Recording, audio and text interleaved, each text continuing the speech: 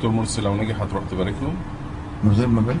اه وانا بكره اه لكن بلتزم. مم. بس أقول لك ابارك ايه؟ ما انا ممكن ابارك له جوايا نفسي اطلع سكينه واضربه بيها. اعمل ايه عمليه مباركه؟ لكن هتحترم اراده هتحترم الناخبين. يا نتيجة سلام. الصندوق. ودي عايزه كلام؟ مم. ودي عايزه كلام؟ ده فرق بين ال الانسان والحيوان، انه يتصرف انسانيا.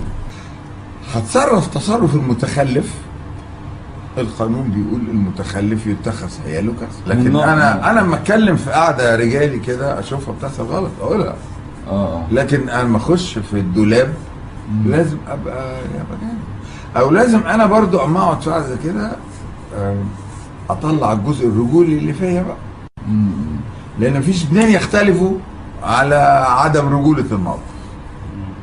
اما اقعد بقى في قعده خاصه كده لا اقل من ان انا لا هبقى